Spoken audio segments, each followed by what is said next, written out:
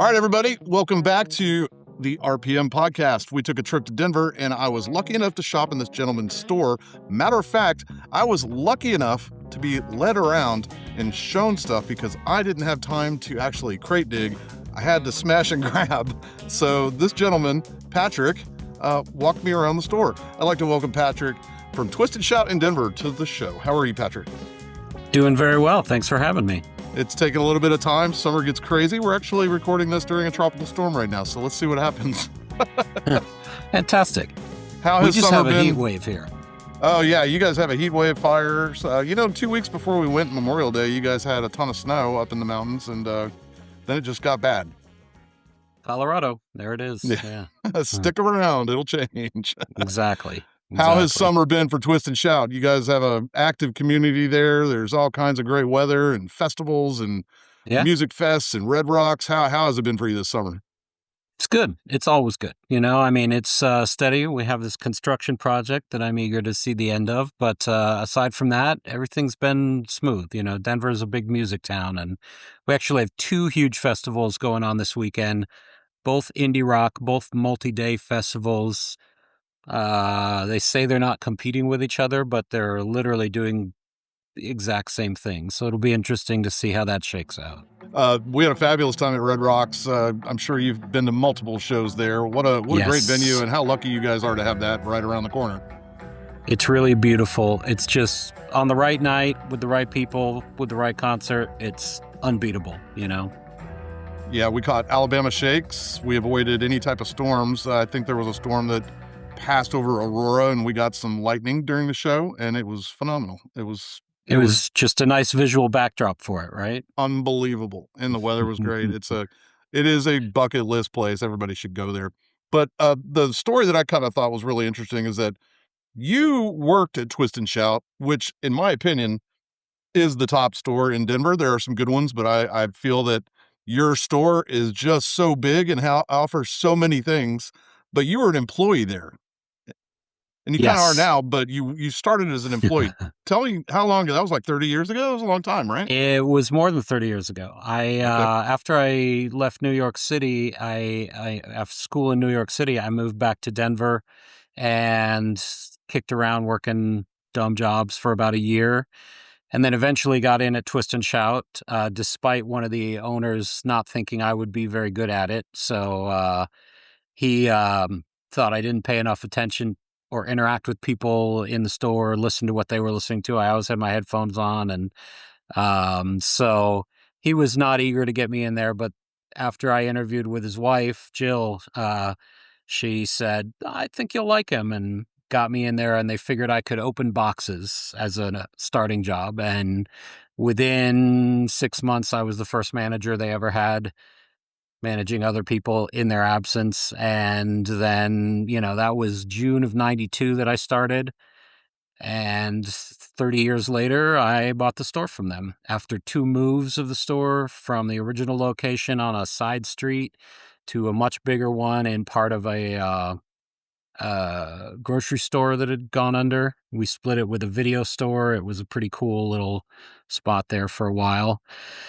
And then they bought this property over here on Colfax, where we've now been it'll be 20 years in October. So we'll be celebrating that coming up very soon here. What a cool spot you guys have as well. You've got a massive bookstore, a park across the street. They do farmers markets over there. You can't get parking, but you can if you park at the bookstore. That's the trick. And then get into Twist and Shout. It was such a cool spot. But let's talk about when you started there. What was the record store culture back in 92 when you started? Well, it was pre-internet, and it was, hipster tastemakers and crusty old collectors who read Goldmine magazine and combed the back pages to find the collectible records they wanted. And we served both of those people, or both of those subsets, It was interesting because, when I started, Twist opened in 88, and I didn't start there till 92. But when I started, the whole, Nirvana had happened, and that whole thing was starting to really break open and shift the music industry at the time. So, like, every major label was ready to take on some unknown quantity that they would have passed on without even a second thought 2 years earlier. And it was for me, I feel like it was a really wild time in the music industry because they were major labels were putting money behind people like Tricky and PJ Harvey and, just these weird artists, I mean, that were that's the kind of stuff that was right on my radar, and the electronic scene was happening, dance music, the rave scene was going on. So that was another outside influence that eventually crept into the mainstream as well. And, and then you had the old school music too. You also had the CD becoming the dominant format, and labels were getting really aggressive about reissuing old stuff. And so it was really kind of a boom time. It was really an interesting period for for the whole industry. Absolutely. So let's talk about the cost of vinyl when you started. How much were those things costing back in '92? Well, most stores that had them, if it wasn't a collectible thing to sell through Goldmine mail order process, it was in a bargain bin packed underneath a bunch of CD bins. I mean, it was 88 cents at the thrift store for really, really good shit, which you just can't find anymore, It's, because they're picked over. But um, it was even in our store, everything just under the bins was $1, and you could get great albums. The rare stuff, obviously, we set aside for Goldmine, but we were selling more CDs. We were getting import CDs and stuff, and that was really it. Eventually, though, the rave scene is what changed that because it started to shift where the DJs were all doing vinyl, and we ultimately we moved from this small store about 2,500 square feet on South Pearl Street here to Alameda, and that was the Safeway, and we more than doubled, probably about tripled our size in there. And within 2 years or a year and a half, we decided we needed a vinyl store to accommodate the DJ culture. And so we had a second store across the street that was all vinyl and stereo equipment. And the collectors were one in every 10 people who came in at best. But the DJs floated that store 100%. The rave culture and all the dance 12-inch singles every Friday when all the new stuff dropped, it was packed in there. And, we just sold dozens, hundreds of records every week. And so did other stores in town here too. You want to get in a time machine and go back there and you want to buy everything off the rack that you have now, but that wasn't what it was it? I mean, you didn't have Nirvana vinyl all over the wall. You might have gotten one or two of those, maybe. Sure. We wouldn't expect to sell them though. We'd Yeah. be sitting on them forever. So A little did we know. yeah. Well, But go ahead. Yeah. no, you're good. Go ahead. I was just gonna say it was interesting how it then slowly shifted to the dance culture all went digital and electronic, and except for the hardcore vinyl only folks.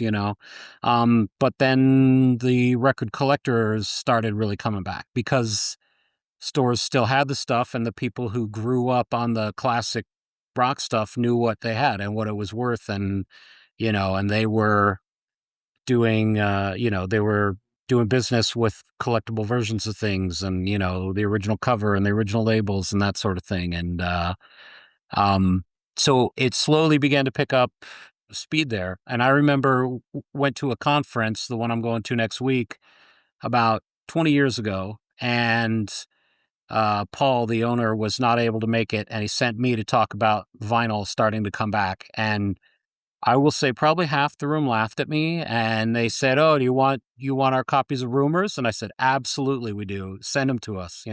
I'm like, "You pay shipping, I'll take them right off your hands." And now, Rumors is just the perennial seller. Like it's always in our top 10, and everyone else's too. I mean, Yeah. it's just crazy how it's shifted. So You want to know something funny? tell me. I don't have that album. Well, it's expensive now. You could have gotten it for $3.99 20 years ago. Yeah, there's a lot of versions of it that I just haven't gotten it. I keep thinking somebody in my family is gonna get it for me because the whole family likes it. We like it. Everyone But likes it that record pretty much, you know? So, every song of that record you like for sure. So yeah, so you own the store now, and what are the trends now? Like, I mean, it's kind of crazy. When I went in there, I think it was probably 10 o'clock, and I expected a couple people in there. I think you had a farmer's market and some big activities going on at the same yeah. time, but there were a lot of people that didn't like they were really going to the farmer's market. They were there to shop with you, and every one of your rows had somebody looking for something. And Yeah. I I thought that was awesome. And you have these. I'm just trying to talk about the store because we have video that's going to be showing as Yeah. well. Your rows are all on casters, so you can move those things around if you want to. It's a very transformable space you got there. But I was also fascinated. You got a room. I think it was almost only for tapes, huh? Well, no, we have a space for tapes. We have a room for video. And Video. the Okay, video that I room, saw when that. we Yeah. moved into the building, that was the dance and hip hop room because it was still a thing in 2006. It was, vinyl for that. But as it slowly lost favor and all those DJs went digital, we moved it out and made more space for video in there. So, Okay. I wasn't allowed to go in there. I didn't have enough time. But I got a lot done in the hour I was there, and I appreciate your help. could I was could do a stunned. lot of damage in a short time Well, there. I did. I mean, I the one on the end over here, I was I see stunned. it. I think you and I were talking, and I was like, "I Yeah. cannot believe you have this copy." It wasn't even in the States. It's RSD of the brand new Heavies, of the rap one that they put out, which is phenomenal. And I got that, and then you had another brand new Heavies right there. So shout out brand new Heavies. We'd love to have you on the show. But yeah, what are your trends in Denver and at your store? Do you kind of specialize in things that people kind of gravitate to twist and shout for a certain genre? Well, yes and no. We used to be because the owner was self-described hippie, and so Grateful Dead's his favorite band. Fish is probably his number two, and so the whole jam band, and also he grew up on records, so he has that whole old school record store culture. I grew up in the '80s, and so I have the more like came from the era of punk and hip hop, and it's a slightly different. I mean, we knew what an old record store was like, but it was a different vibe for us. I think we were buying 12-inch singles and that kind of thing. Like that was my medium for you know probably a decade. It was like I don't need the whole album. I just want this, and I want the 8-minute mix, and I want the 3-minute mix, and I want the acapella. Like so. But in terms of current trends, people still we carry all the classic rock stuff. I mean, we keep up with that. I know it in and out because I've worked with Paul for 30 years, so and he definitely influenced my taste on some things, opened me up to things that I would have been closed off to in the 80s and early 90s, And so we carry on that culture, but a lot of the folks there are moving away from vinyl collecting as well, and what's replacing that is, the current culture is young female pop artists, and a young female audience. And that's really been the huge shift. But of course, all the people in that age range, the Gen Zs, are learning about this older stuff. And whether it's a random video on TikTok or a song in a TV show or whatever, like, Kate Bush, Jeff Buckley cannot keep them in stock. I mean, well, Kate Bush has died down a little bit, but Jeff Buckley hasn't. Um, we get in 10 copies of that. They're gone within the week. No question. Isn't that crazy? It's wild to me. Yeah. Yeah, But, especially the Jeff Buckley thing. I mean, that's right when my was listening to him at college radio, and good grief, it was good, but I didn't think it was as stellar as the way people buy them. not now. No, I mean, I hope I don't know he didn't have kids, so I don't know where that money's going, like, No so idea. Somebody's yeah, getting it. I don't know what his estate had in mind there, but yeah, I mean that's the one thing. But another trend that I'm starting to see is, you mentioned earlier the price of vinyl has just gone through the roof so much. I mean, it's just I like to say it's just pure greed on the part of a lot of the labels and middlemen, you know? I mean, some of them are making an effort to keep it reasonable, but, you know, a lot of, the new Stones record is $50. That's crazy to me, you I know? saw that, I just choked, I was like, I cannot Yeah. get that, that's fine." It's just I thought it was a double album and, I did too. it's not, but what I'm starting to see are kids are looking at CDs again because they go and they look at something and they're like, "I'm not gonna pay $40 for that," and then they go and they see a used CD and it's $5.99 or a new one's 14 or whatever, and they're like, "That I can afford," you know? Absolutely. I So, I had it's I had CDs in college, I don't think I had any of my friends that had records, like, nobody. I had a decent stereo system at college, but it was all CDs. I had a folder with 400 CDs that you could flip through, and I wish I had those yeah. back right now. I mean, it's kinda crazy how it's coming full circle. Well, because I was working through that era of the CD boom, I have more CDs than records. I got by any normal person standards, I have a lot of records. I got Yeah. 2,000 records or so, but I got 4 times as many CDs as that easy. So, and this apartment doesn't have a lot of space for all that, so I got to figure out some plans here. So, Well, at least they haven't started the trend of having to have inner and outer sleeves with CDs. You can just throw those things all all across the rocks and all that stuff. absolutely. Just put a new jewel case on it. That's one of the nice things about them. Oh, I cracked Yeah, this case. Time for a new one, little Windex and put it back in your CD player. Exactly. Hey, I'm kinda curious, just what do you like? I mean, you're a record store owner. How hard is it for you to like what you like and then buy what other people likes for your store? Easy. I mean, I learned a Yeah, long time ago, one of the basic tenets that we started with at Twist and Shout is your taste doesn't matter. Like, it does, but you're not there to tell people what's cool. You're there to help them find what they think is cool or what they are interested in. Everybody's whatever I'm passionate about, the person asking for, Michael Bolton or whatever is as passionate about that as I am about Miles Davis, and so you respect that, you start there. That makes a real, if that's your fundament, then it's real easy to respect people's tastes and just say, I know this is going to do well. I don't need to, I mean, I mentioned the young women in pop now, that's aimed at a different gender and a different generation for me, and I appreciate a lot of it, but I'm not actively listening to all those records. I mean, I'm sure if I really sat down with a ton of them, I'm going to hear a lot of great music and a lot of great songwriting, but I'm busy going down rabbit holes of African music and weird jazz and things like that. You ask what my taste is. Miles is my number one, no okay. question. I know a ton about his stuff and jazz of that era. I mean, and that era meaning post World War II up to turn of the millennium. Now it's starting to branch out a million ways, and I'm starting to feel out of touch there too. But African music is having a renaissance of reissues on vinyl right now.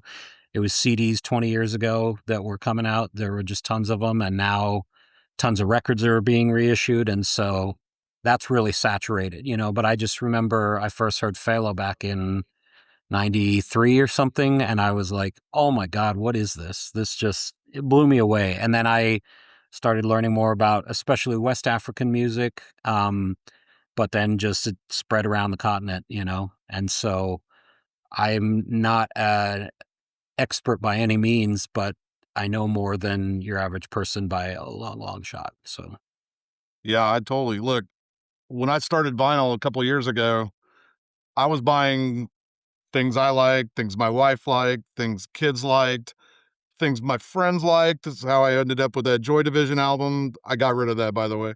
Um, I, not for um, you, huh? not for me, but I like that other people like it. But Exactly. then I said, "Look, dude, you really love bass, like the bass, a stand-up bass, and I love that galactic feel, that New Orleans funk." And it Yep. always came back to the meters, and then I just said, "You know what? I'm going all in. I'm going back to my '80s hip hop obsession. I'm just gonna do that for me because I can listen to that anytime I want." I Bobby Brown, Whitney Houston, that stuff, it's in the house now.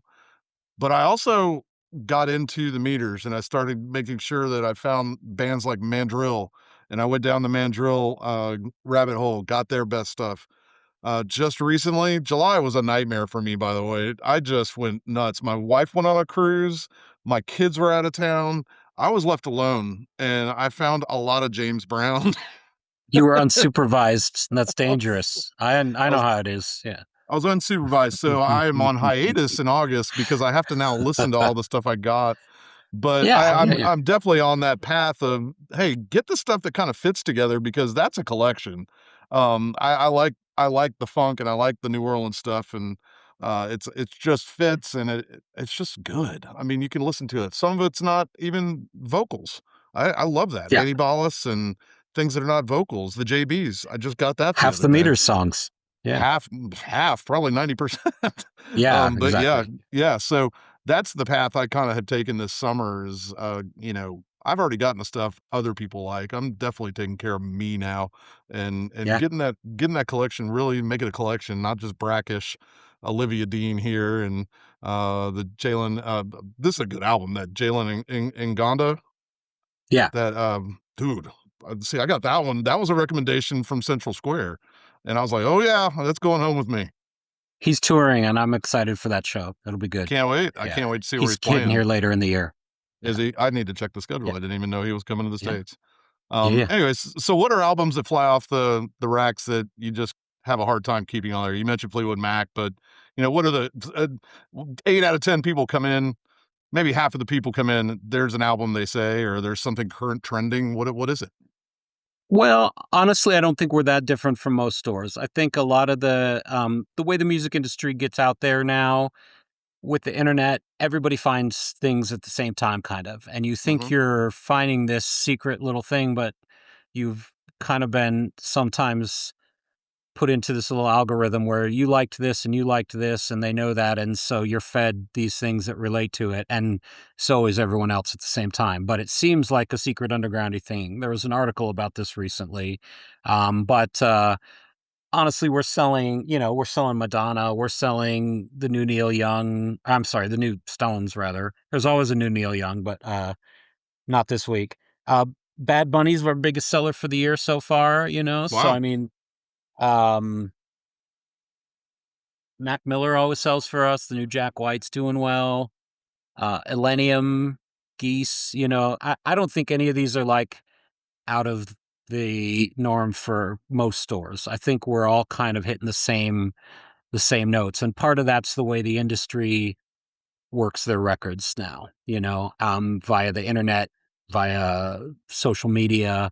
Um, you know, People are discovering them the same ways. But that's the advantage of an indie store like, all of them is you have someone who's got the weird taste who says, "Hey, have you heard this?" And speaking of, you mentioned meters. Do you know Bill Laswell, I assume, since you're into bass? He did a ton of stuff on his Axiom label, and he did a record with Nicky Scopolitis, the guitarist. Two Okay. drummers on it, on half the tracks each. One Ziggy Modalist, the other one Jackie Liebezeit from Cannes. So, and you could tell immediately who's who, obviously, because their styles are so different. But that record's killer, and if you haven't heard it, you ought to seek that out. And I'll send Patrick, you Patrick, a I'm link. trying to stop buying vinyl for about a month. To stop these suggestions. I'm I'm not sure definitely if gonna it's look in at that. print, if that helps. Yeah, I'll Okay, send that's you a fine. link so you got it. Yeah, Thank you for that. Yeah, that's of awesome. course. So you got a bottle of wine and a cool evening in Denver. What's your go-to genre? I think you kind of mentioned it earlier, but what do you listen to at the house, and what's your favorite artist, and what do you get into? Well, it's gonna be, if I want to chill out, it's gonna be, African music or jazz. Because African, even when it's up tempo, there's a calming kind of thing to it. King Sunny Ade, beautiful for that. But even the more like dancey stuff, Fela, you just get into that groove and lay back and it washes over you. Mhm. But jazz too, Miles, especially the electric era where like the albums are just one track for the whole side and it's a double album, with four cuts on it. That's my favorite all-time music. Just put that stuff on and let it go for 20 minutes plus, flip the record, listen to the next one. That stuff is absolutely my shit. I love 100%. the So, albums that have one or two songs on it that go on like that because you're not thinking, oh, the next song's coming on, oh, the next song's coming on. Yeah. It just keeps going, and it does get you in a mental state. Antiballs does that on a couple of theirs where Yeah. it extends, and you're like, whoa, I just didn't even know. I didn't even realize it was a 13-minute song. Well, but I mean, that kind of gets to the heart of what I love. Is like I like grooves with varied things, and kind of the genre is not as relevant as how they approach it. You know, as long as the rhythm is interesting, as long as there's something going on top of it, I'm always going to be down with that. And it can be any style, you know. I mean, there's classical minimalist stuff that does the same thing. You know, it's got a great rhythm and then it's, you know, album sides every time. Terry Riley does that a lot, you know. Yeah, Anything like that that's just I can put it on and be enveloped in a world for a while. You know, that's my vibe more than like a tight song based thing where you're listening for the bridge and all that, you know? I mean, yep. I would go in the groove direction for sure, you know? So, I'm very interested in this meeting that you guys have in New Orleans. We have mutual yeah. friends at Central Square Records just down the road from me here, and they're going, I would Yeah. imagine, but it's an indie record store group that you guys get together maybe once, twice, three times a year. And tell me what goes on in New Orleans that is business related. Well, the business spills out into the bars too. So it's 20, you Yeah, know, it's as long as you're awake, something's happening. But yeah, I'll see Tom and Ed there. Jenny's not going to be able to make it this time, but um, yeah, so 30 years ago, 31 years ago now, um, Twist and Shout joined 10 other stores or 12 other stores to form this coalition because at the time there were all the big chain stores. Best Buy was like selling CDs for $8.99 that we couldn't buy for that cheap, you know? mm, And we were like, this isn't fair. So we said, we know that because you have to deal with 19 different stores and send all this stuff out and have different orders and deal with different people, you're charging us more. Where if you go to through Best Buy, you have one central buyer, you know, or music, you know, or Music Land. Let's take a real music store, you know, or Tower. You know, you have one central buyer for a whole bunch of stores and you just deal with one person, do one order and it's done, you know? So it's easier. So they charge less. And when they got to go through it with every indie store, it's a pain in the ass. So we said, yeah, hey, we're willing to work with you and we'll do stuff and buy not as a group necessarily, but we'll agree to work with things that work for us. You know, if you have a title that you want to break at an indie level, we're willing to say, yeah, we'll commit to bringing in this many copies of it. All the stores will, and we'll sale price it and we'll display it and we'll do that. And that was kind of the foundation of this is like, how can we get the same deal they have? And so these stores came together as the Coalition of Independent Music Stores back in 95, I guess it would have been. And they started really making some waves in the business. And then within short order, two other coalitions sprung up to kind of do the same thing, you know, because we could only have a limited number of stores in there. Um, but so another coalition sprung up, the Alliance of Independent Music Stores, I want to say is their name, AIMS, and then the Department of Record Stores, DOORS. And so we all were doing our own individual conferences and we're aware of each other, but, you know, we were all in different conferences. But when Record Store Day started happening, which is something that sprung out of conversations that these three coalitions had, then ultimately we started doing one big conference with all of them and we each have our own day to do stuff.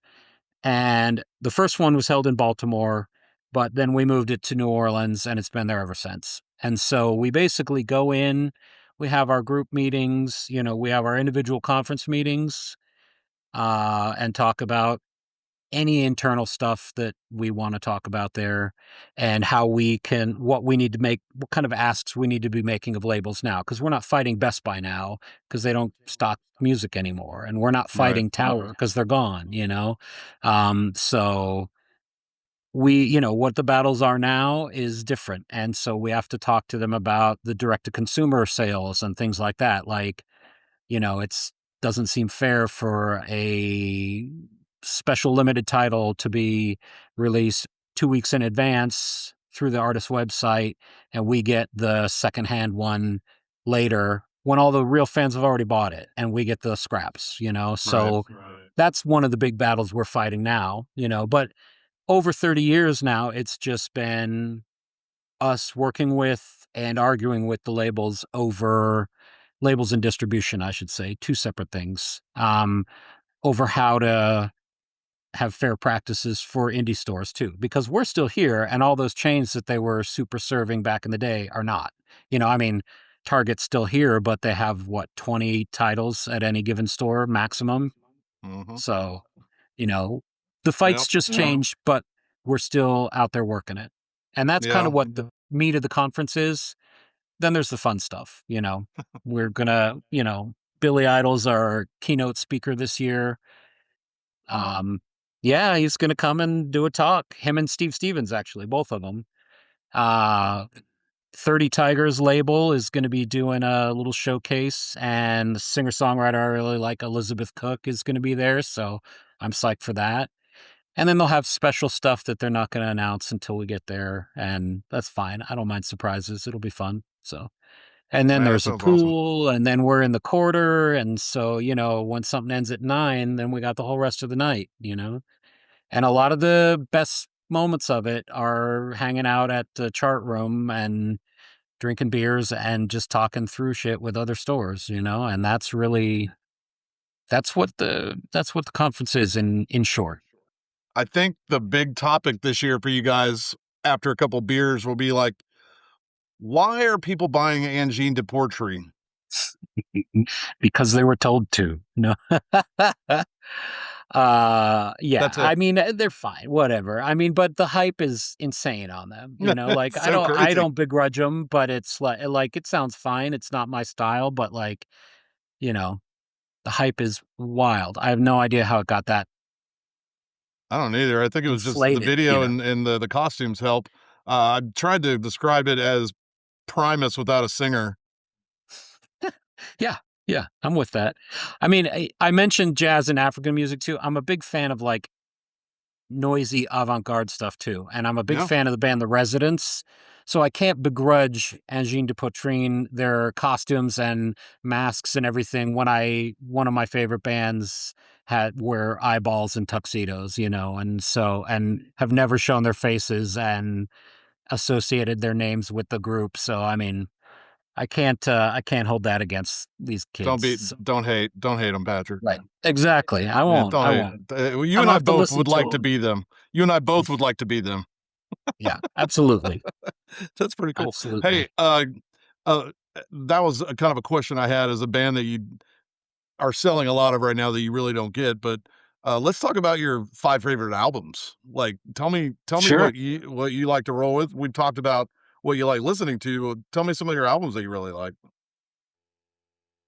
Yeah, I wrote this down so I didn't have to like do it off the top of my head, but let me While we're taking a break and you're figuring it out, I did want to make sure that I was supporting my favorite beer garden from just north of Denver. It is the oh, good grief, the Flats Beer Garden. It is in between Boulder and Oh, Golden. yeah. We drove by it, just going to that Boulder Creek Fest, and I honestly thought it was a cow auction. I didn't know what was going on up there. And then on the way back, we were like, "There's people out back drinking beer," and I said, "Well, we have to stop."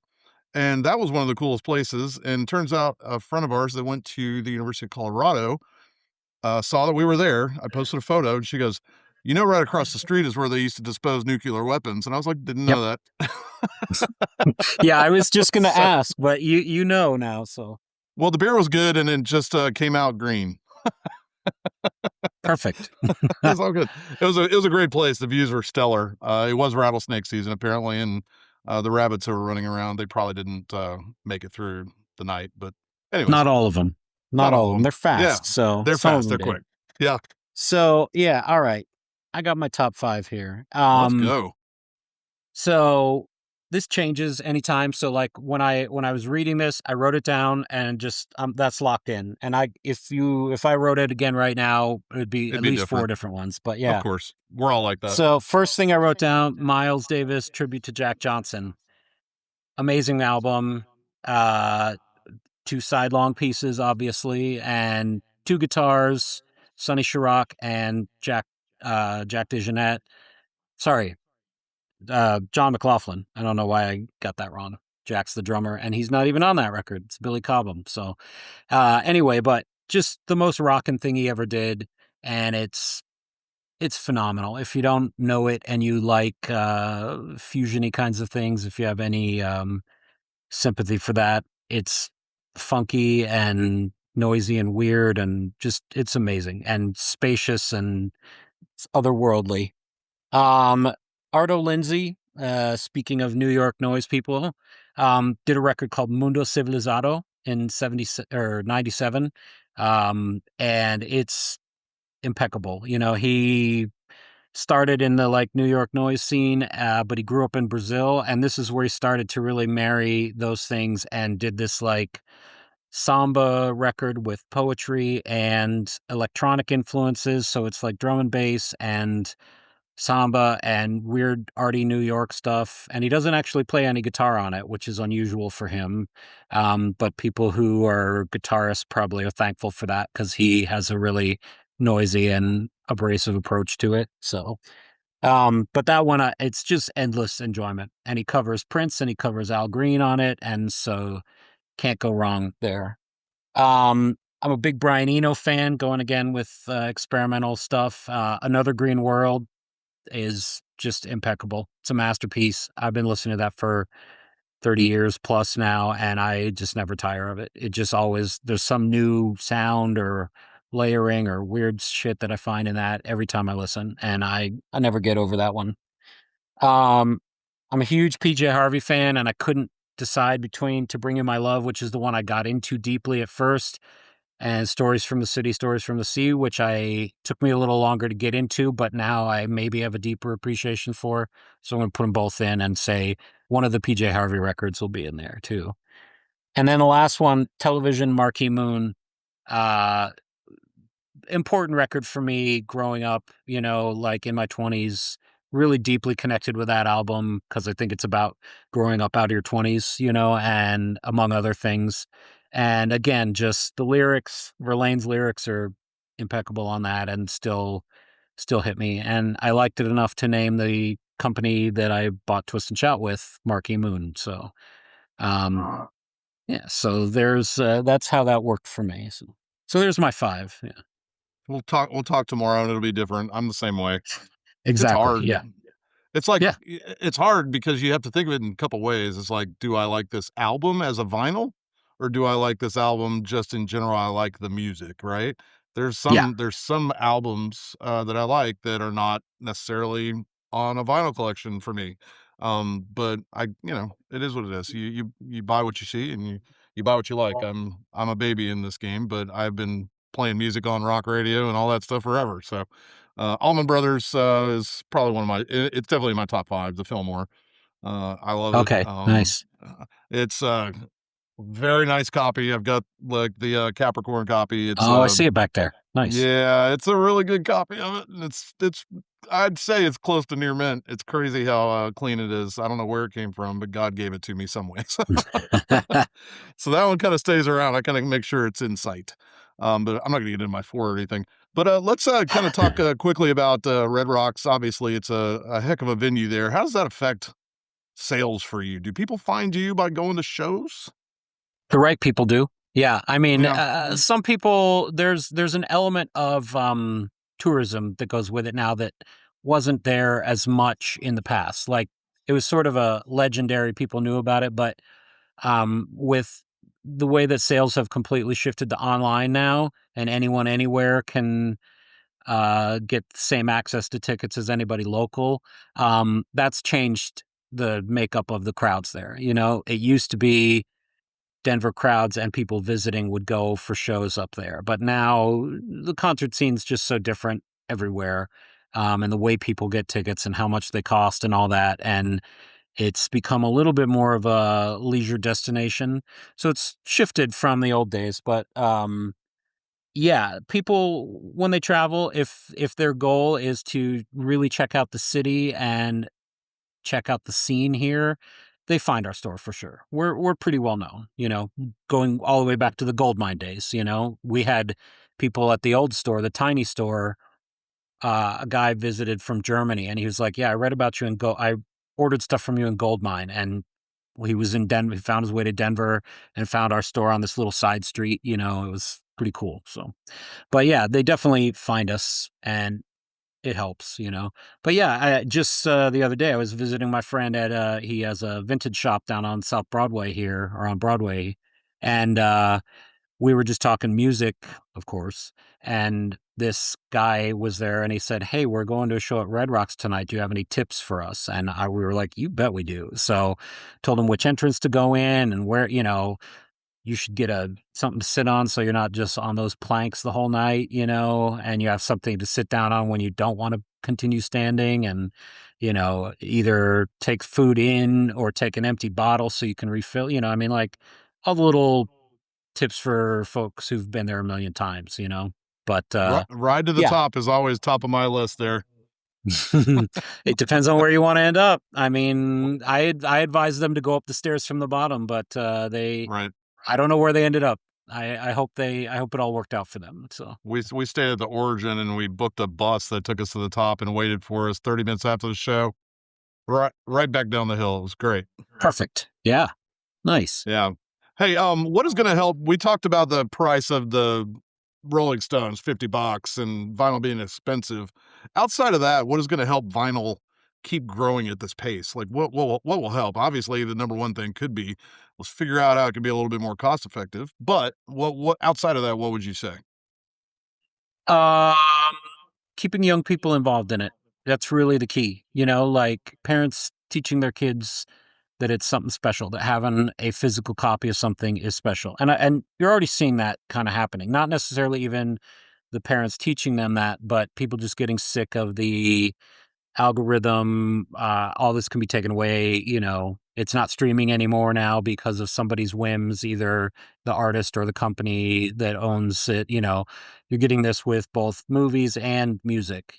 People are just like, well, I want to watch it now, or I want to listen to it now, and I don't have any way to do that. So they're buying more.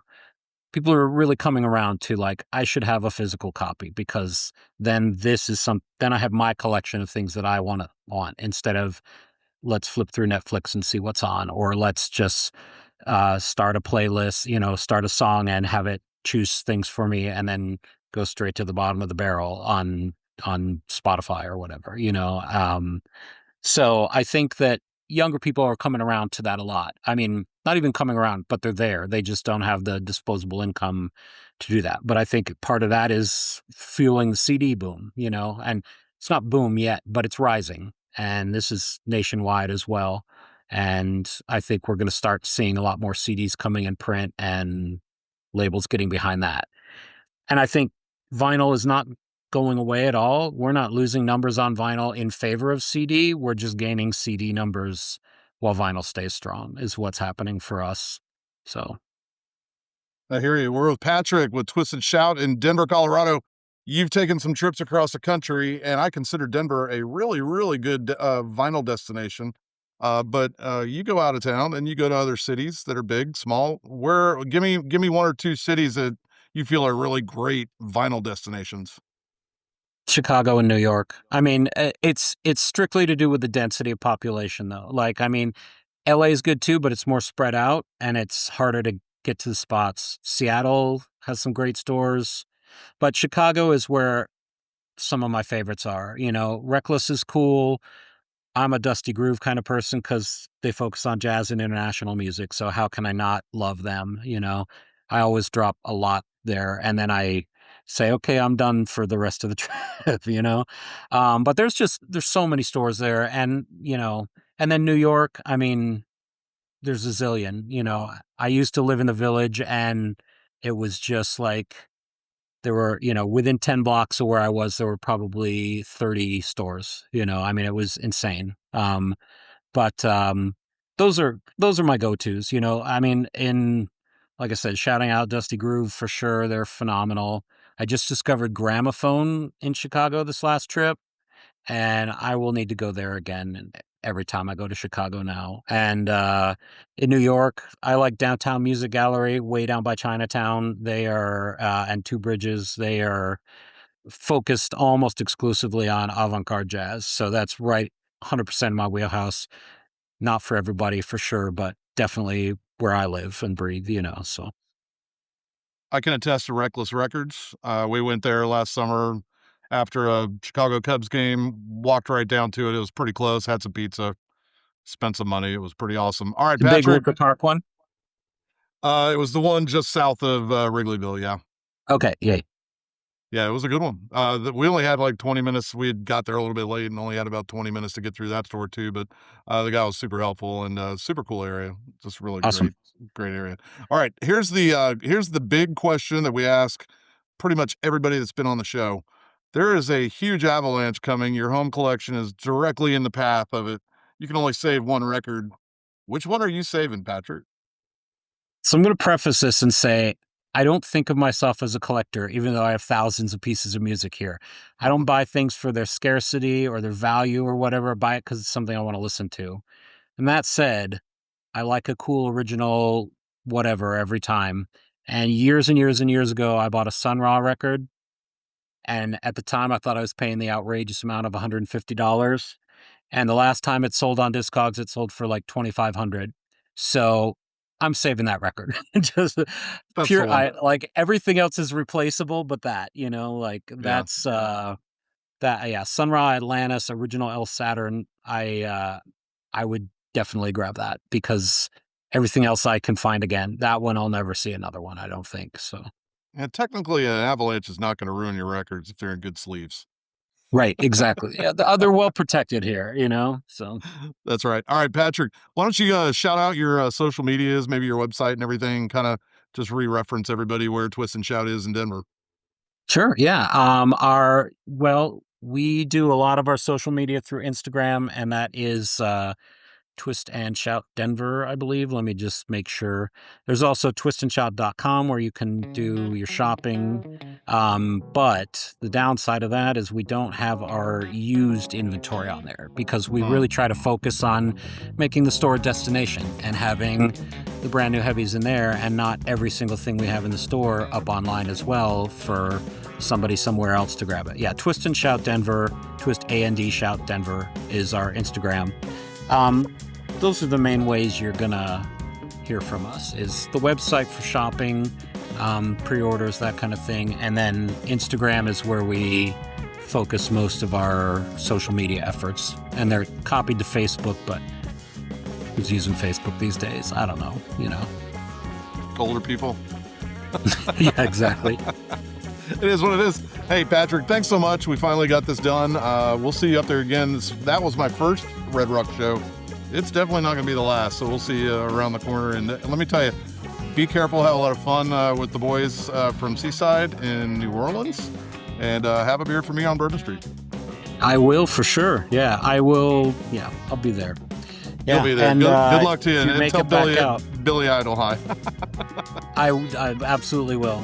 I don't think I'm going to be allowed to touch him, but I may be able to say hello at least. So. That's awesome. Hey, man, thanks so much for being on the show, and we'll stay in touch for sure. All right. Next time you're out here, let me know. We'll go see a show at a small divey venue. I'm all for it. Come out.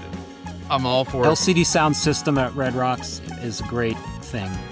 Okay, that's a good one. I've always wanted to see Baby Glass Animals there too, so that would be. I've seen some videos of both of those there, and it looks pretty sick. So yeah, next time I'm just coming to visit you, and we're just going to go around town and do Denver things. Sounds great. Yeah.